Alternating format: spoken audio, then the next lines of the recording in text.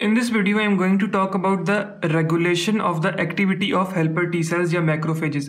अब हमने जो प्रोसेस हम पढ़ते आ रहे हैं, पूरा साइकिल पढ़ रहे हैं, अब हमारे पास एंटीजन अगर ख़त्म हो गया, डिस्ट्रॉय हो गया, तो उस प्रोसेस को रोकना कैसे है, उसकी इनिबिशन कैसे करनी है, और दूसरा अगर हमारे पास एंटीजन ज़्यादा है तो हमने अपने हेल्पर टी सेल्स की क्वांटिटी या मैक्रोफेजेस की क्वांटिटी ज़्यादा कैसे करवानी है। तो सबसे पहले अगर मैं बात करूँ कि इनहिबिशन की बात करते हैं कि हमारे पास एंटीजन आया, एंटीजन को हमारी बॉडी ने पूरा डिस्ट्रॉय कर लिया, लेकिन हमारे पास हेल्पर टी सेल्स अभी भी एक्टिवेटेड है, तो हमने उस हेल्पर टी सेल की एक्टिविटी को रोकना कैसे है। तो उसको रोकने के लिए एक प्रोटीन चाहिए होती है CTLA4। अगर ये हेल्पर टी सेल की एक्टिविटी रुकेगी नहीं तो वही इंडीड आगे जाके कैंसर में कन्वर्ट होता है। कैंसर क्या होता है, इज़ द अनकंट्रोल्ड एक्टिविटी और द प्रोलिफरेशन।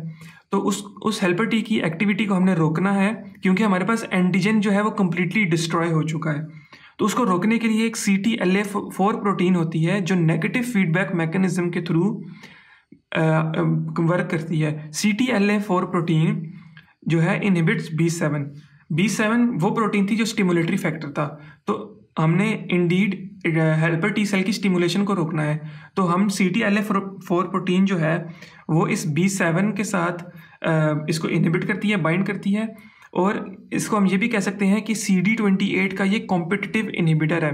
मतलब इसके साथ कॉम्पीट करती है CTLA4 और B7 के साथ बाइंड करती है, B7 को इनहिबिट करती है।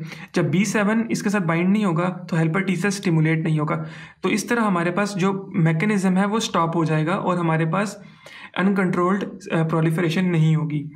दूसरा ये कि ये केस है कि अगर हमारे पास एंटीजन ज़्यादा प्रेजेंट है और हमारे पास हेल्पर टी सेल्स कम प्रोड्यूस हो रहे हैं, तो हम हेल्पर टी सेल्स कम है या मैक्रोफेजेस कम है उस एंटीजन को डिस्ट्रॉय करने के लिए।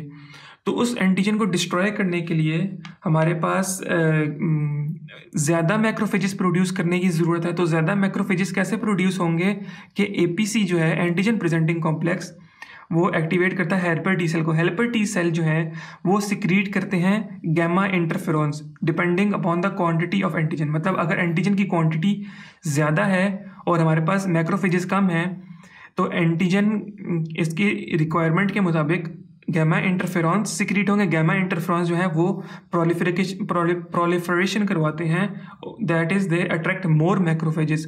ज़्यादा से ज़्यादा मैक्रोफेजेस को वो रिक्रूट करते हैं, वो मैक्रोफेजेस आके एंटीजन को डिस्ट्रॉय करते हैं। तो इस रिक्रूटमेंट को या प्रोलिफरेशन को हम कहते हैं अप रेगुलेशन ऑफ मैक्रोफेजेस। तो डाउन रेगुलेशन का हमने पढ़ा कि अगर इस प्रोसेस को हमने स्टॉप करना है, इस साइकिल को हमने स्टॉप करना है, तो हमारे पास CTLA4 प्रोटीन होती है। So that is it about the regulation of the activity of helper T cells and the macrophages.